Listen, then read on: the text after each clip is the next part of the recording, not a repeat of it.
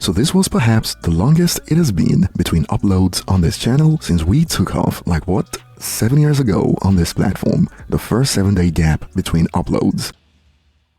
Damn. I guess all streaks come to an end, eh? Life happens. But the good news is, we are back with some comedy gold and some key updates, like Lil Pump slamming Eminem and J. Cole, and we also got 50 Cent out here roasting Benzino after we got literal evidence in support of ageism in hip-hop that could have taken the genre backwards if it wasn't from Benzino.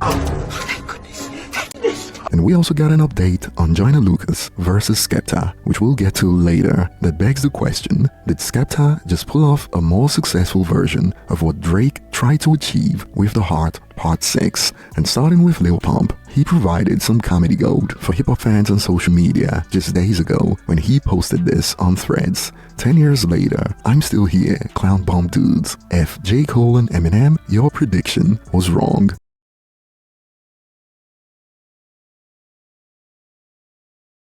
Now, I'm not the grammar police, but focusing on J. Cole, the song 1985 didn't specifically mention Lil Pump, but it was seen as J. Cole warning rappers like Lil Pump, who were hot at the time, and even J. Cole and Lil Pump did an hour-long sit-down that felt like Lil Pump's visit to the principal's office. And clearly, when you see where Lil Pump was back in the late 2010s, compared to 2025, J. Cole's warning was right. Lil Pump's Harvard Dropout dropped in 2019 and did 48,000 first week and went gold in the United States in 7 months, a stark contrast to his last album Lil Pump 2 that dropped in 2023. And check this out from Wikipedia. The album failed to land on any chart and was projected to earn significantly less album equivalent units in its first week than his previous album, Harvard Dropout. And failing to chart on the Billboard 200 would mean it most likely sold less than 3,000 equivalent album units in the United States on its first week of release. And this came from an artist who had a song certified 5 times platinum in less than 2 years in the late 2010s. I'm talking about Gucci Gang. But to be fair, he's held this opinion that J. Cole didn't predict shit for years. This was from 2022. But I fuck with J. Cole. Yeah. I don't have no problems with him. Do you feel like he predicted kind of like what ended up happening with your rap career? Nope. No. Because I'm still here. I own I'm not two saying houses. that you're not like still fucking rich and successful. I just mean in terms of like, I feel like there's so many parts of that era of rap where like people got fame so fast, they were so young, you know what I'm saying? Like, and I feel like that was some of the foresight that he was saying, not even necessarily about quote unquote falling off, you know what I mean? You don't think he predicted anything? I don't think he predicted shit. No, that's fair. I'm still here. And moving on to the F Eminem segment. Unlike J. Cole, Em never gave advice to Lil Pump. Eminem just expanded on how they lacked originality on The Ringer from Kamikaze, a diss that Lil Pump reacted to initially with, "Thank you, I deserve that." Although years later, we got this from Lil Pump aimed at Eminem. Hey, fuck Eminem. You is lame as hell. Ain't nobody listening to your old ass. You lame as fuck, bitch. Men lie, women lie, numbers don't.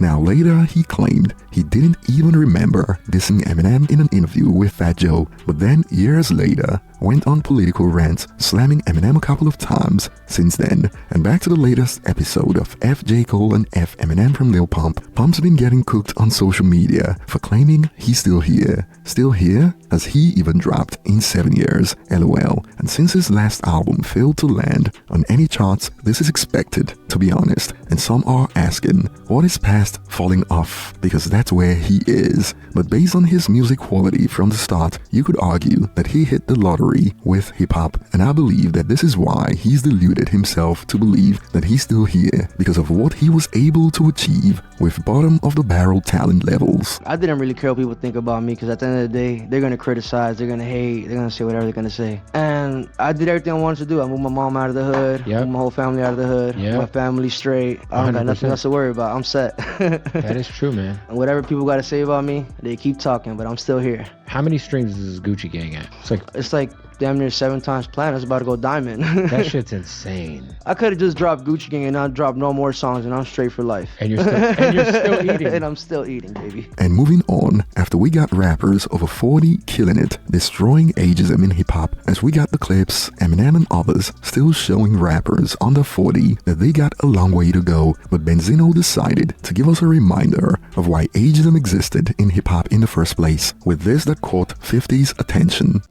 Wreck shit, fucking with my blood, about to rip shit, clip shit. I'm a 60 niggas on my neck shit. Honey buck, drop 100 band on my wrist shit. 100 trunk, spin the window stick, go for clip shit. Flip shit, wave it like a fan, about to lip shit. Misfit, on my wire, envy on some kill shit. Drill shit, like I'm in the rack on some bill shit. Demon time, keep the business, bitch, they don't feel shit. I'm out of the streets, only matrimony. A lot of these niggas, they have the money. I'm rocking these cabbages just like a And this was pretty much the general reception on social media. Hear it from the man himself. That was dumpster juice. And this sparked reactions like, Gramps, go see your newborn grandchild and stay the F out of the booth, laughing emojis. And it seems people forgot the damage Eminem did to this man, and we got a reminder to think this man had the biggest media outlet in hip-hop, and the ratings he was giving had impact in rap music until the white boy came to the scene and burned his magazine and career to the ground. Loudly crying emoji. Sadly, the crash affected the lives of many others, and his daughter Coyle Ray once spoke about how their lifestyle quality dipped to the point that she was sleeping in cars at one point, a claim that Benzino denied. And this is up there as perhaps the most disastrous beef for anyone in hip-hop history, based on the long-term consequences. At least Ja Rule is still staying afloat till this day, while we got reports that Benzino is getting supported by his girl, and 50 Cent couldn't believe what he saw. He took to X, "Yo, this is the worst shit I heard this year, eyes emoji. The F is wrong with him. He's 60 years old, bro. Nah, this ain't it." And all that stretching to get to the mic got fans revisiting Eminem's lyrics on Doomsday Part 2 about his neck. I got a fucking neck. Everybody has a fucking neck. Show me your neck, show me your neck. And moving on, we got a couple of updates on Skepta versus Joyner Lucas, and the last bout showed Skepta's version of Drake's The Heart Part 6 on Junior's Law, which was pretty much Skepta setting out to disprove Joyner's claims on Round 2 KO to be lies, just like Drake set out to do with The Heart Part 6, although Skepta's case has opened to a more positive reception compared to Drake's. And we got some highlights from Junior's Law to explore before we get to some back and forths between Skepta and Joyner, and the Eminem name drops continued in this round on Junior's Law. And I never said that you are a black Eminem boy, I said you're the black Stan. Now to be fair, he's correct, but flipping bars is part of battle rap. Skepta tried to clown Joyner Lucas on Round 2 for being inspired and looking up to Eminem like it was a bad thing, and he called him a black Stan for it. Like this doesn't also apply to the greatest rappers of the last generation like Kendrick and J. Cole. Joyner flipped the narrative and said he'd wear it like a badge of honor and be the black Eminem. That was the flip. And we got some more Eminem name drops, although this one was much better this time around. From one personality to the next. Might be Will Smith, might be a snitch, could be a racist man, might be Chappelle, cause anyone else is better than being yourself. I know storytelling's effective, but I like your songs from your own perspective, like your song with M, When You Came Out the Closet, Do You, Only Fake Dudes Won't Respect It. And this next segment was also a highlight. Never raise a Jamaican, never fight a Nigerian, never ride your bike into a Turkish man, never rob an Albanian, never diss a Somali, never go bar to bar with an Englishman, and never go bar to bar with an Englishman also doubles for the bar hopping culture of the English, also known as pub crawling. And overall, in my opinion, if only he started this way. But here's the question, was this enough to get the US/third-party audience to gain respect for UK rap? Because remember, that was the original goal from the start, and as it stands, based on what I've observed on social media, UK rap fans have been impressed by Skepta from the start. I mean, he's one of the GOATs in the United Kingdom, so this was expected. But from the United States/third-party audience looking in, I'd say nothing has changed for the most part, as you'd find responses like these under Skepta's post, "Easiest clash I ever had."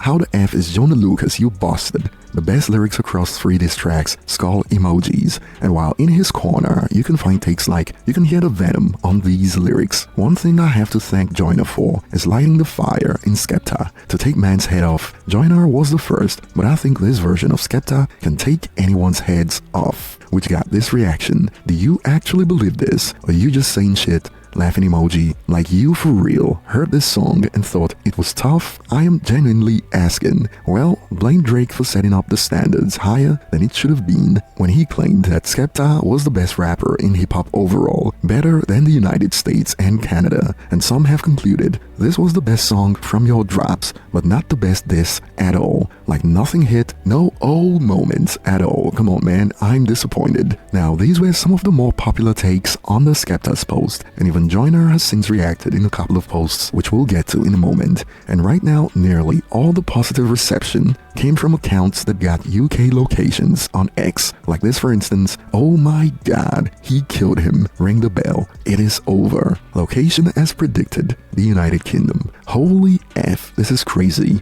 Location, the United Kingdom. So like I said, the original intent to get the US/third-party audience to gain respect for the United Kingdom isn't going as planned so far. Hey, don't go shooting the messenger now. And apart from Joyner Lucas airing out Skepta for reportedly taking down reactors' videos, like this from Cliff Beats about getting a notice to take down his video, to which Joyner reacted, was this the reason he was reporting dude's reaction videos? If I'm lying, I'm dying, laughing emoji. This is one person out of many who told me you was so mad at round 2 KO you started reporting the reaction videos to get them taken down because we found out about your little fetish, loudly crying emoji. Joyner also reacted to Junior's Law with this, just heard it, no bullshit. This one is easily the worst one I heard out of the 3. Skippy, especially the first half, trash. Give it up, Skepta. And what we got next from Joyner sparked split reactions on who won this battle so far, of course with bias into consideration. When we got this, it is over. Skippy,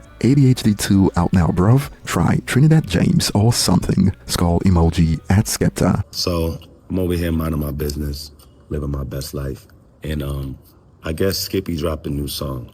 I know why. I don't understand why neither. I guess the nigga just don't want to die. But I'ma listen to it, and I want y'all to listen to the shit with me. If it's fire, I might respond, right? You kinda have to. If it's trash, I'm not responding, right? I'm just gonna end this shit in. I got his candle lit right here, the little vigil. We're gonna light his candle. We're gonna light the vigil for Skippy. This is his 3rd attempt. We're gonna see if it's fire or not. We're gonna listen to it together. Let's get it. So, nah, this shit ain't over. Where's Skippy at? I'm ready. You're going for a minute, though. What? This the shit. Is you serious? Tell me what I'm saying. That shit sound like some Power Rangers shit already, but let's go. You said that you've been waiting for this. Come on, tell me how long have you been waiting for this, huh? Since you and 6ix9ine were fucking doing foreplay with a snitch. Your album coming out, you dissing me to hype at the bus. I exposed the ignorance, man, you're lying too much. While you were laughing at my acts and I was lighting you up. Alright, so the beat is already horrible. His bars are trash. And I'm kind of convinced that there's like there's like some type of UK-US barrier to where they think that like some of their bars are so fire. Like when a nigga was like, you got an infection in your big toe, them UK niggas went crazy over that. I don't understand the shit. I thought that shit was horrible. When a nigga was like, oh, you call yourself Joyner Lucas, but my chest got loads of mucus, that was a bar to them niggas. They thought that was the illest shit they ever heard in their life. So I don't know. Have manners, cosplaying gangster rappers. You think your lyrics are sexy? Cause you switch them around and rap back. Cause you cap rappers, whack rappers, I smack rappers. It's more Joyner, don't flop, you know that I ain't nice. Catch him at the night show, now he's got stage fright. You know what I spray like.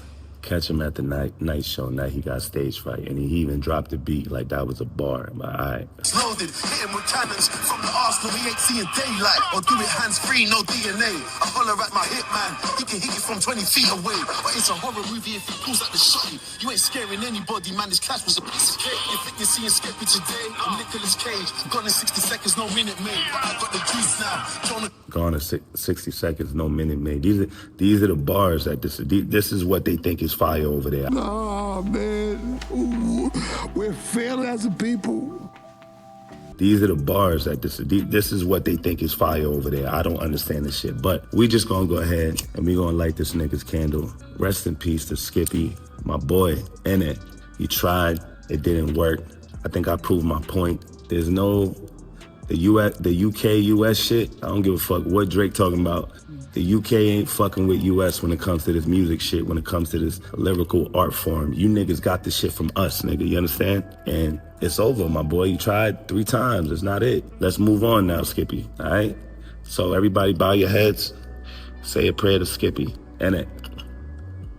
And as it stands, since we got no response from Joyner Lucas to Junior's Law, in my opinion, it ended as 2-1 in favor of Joyner Lucas. Skepta lost the first 2 rounds with friendly fire in round 2, and since Joyner won't respond to Junior's Law, I'll give the point to Skepta. But it wasn't enough to make up for the first 2 losses, while Skepta's retort for the most part was, hey, stop lying. Like, how about real receipts, like what we got from Joyner when he revealed Skepta loves women's clothes. Do you like this? What are we calling this? Crochet? It's women's wear. It's women's wear. You should already have it. It's bad that I have it before you. Why are you wearing women's clothes, Jay? It's bad that I have it before you. You look it up and you find hard evidence to prove it. Not just he said, she said. And in the end, Joyner beat the best rapper in hip-hop according to Drake, which is crazy. But you don't have to agree with me, and I'll be looking forward to your thoughts in the comment section. Thanks for watching, and I'll see you on the next one.